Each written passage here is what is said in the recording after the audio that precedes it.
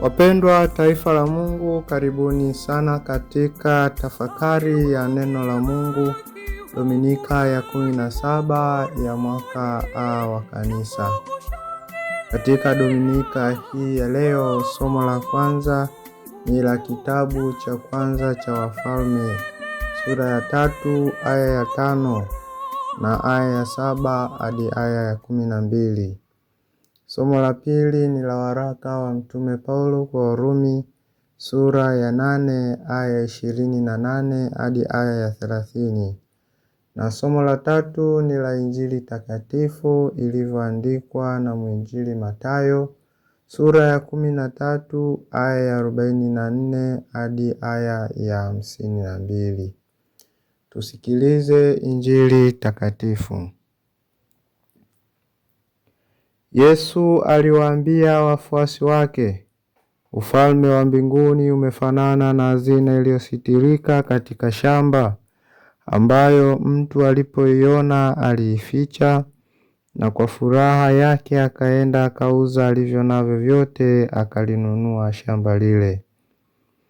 Tena ufalme wa mbinguni umefanana na mfanyabiashara mwenye kutafuta lulu nzuri, naye alipoona lulu moja ya thamani kubwa, alikwenda akauza alivyo navyo vyote akainunua.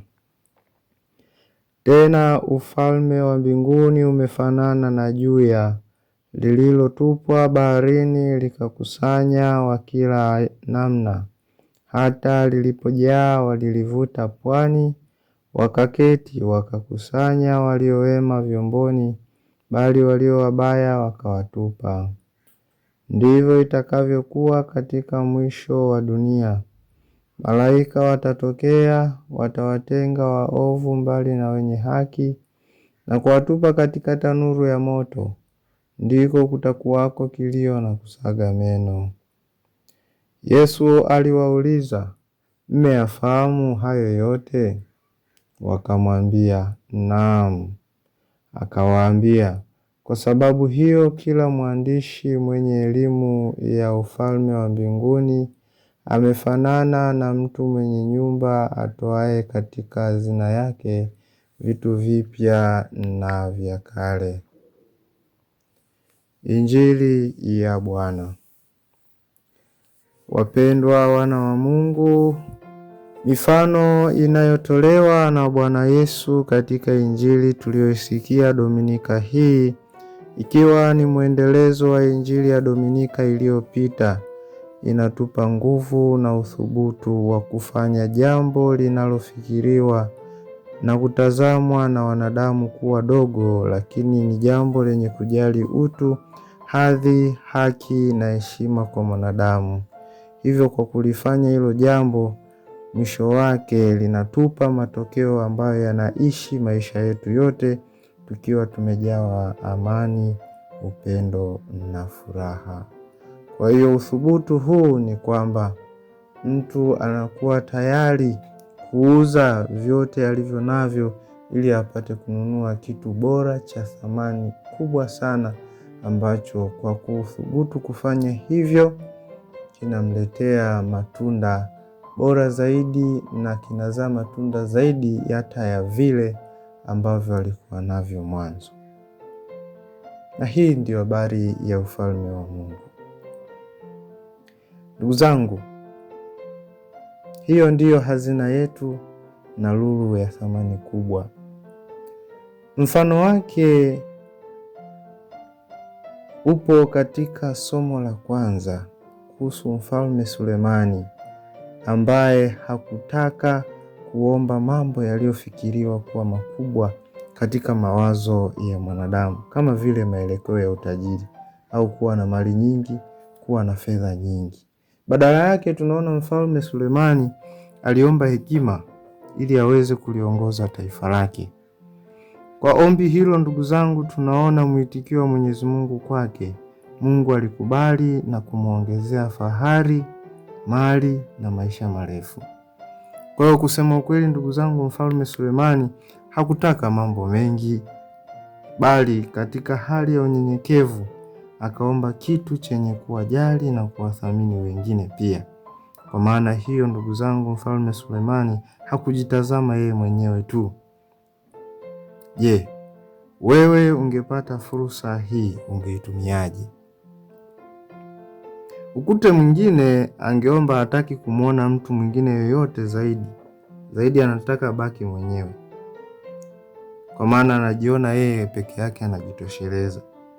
Maana akiangalia wanadamu wengine wamekuwa kero kwake, kiasi kwamba anaona kwamba wasipokuwepo ndo ataishi kwa amani. Uwepo wao unamfanya akose amani. Je, ni ya kweli haya? Ni kweli kuna wakati mtu anafikiria kuishi peke yake kwa sababu akiwa karibu na watu ni matatizo matupu. Fikiria tu ndugu zangu, maisha yetu haya au maisha ya binadamu yeyote bila urafiki au bila upendo, bila kuwa na nia, bila kuwa na imani, yangekuwaje? Ndugu zangu, Yesu anapoendelea kutufundisha kwa mifano juu ya ufalme wa Mungu, kwa mifano ya leo tukumbuke maneno yake kuwa utafuteni kwanza ufalme wake na haki yake, na hayo yote mtazidishiwa.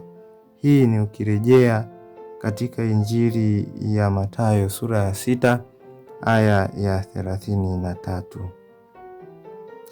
Ndugu zangu, ufalme wa Mungu una haja na mioyo yetu na maisha yetu, kwa kujikita zaidi kufanya jambo la msingi lisiloisha kamwe. Badala yake hudumu katika kumletea mwanadamu amani na furaha ya kweli. Hivyo, ni kitu gani cha thamani kwako kuliko vitu vyote? Ni kitu gani?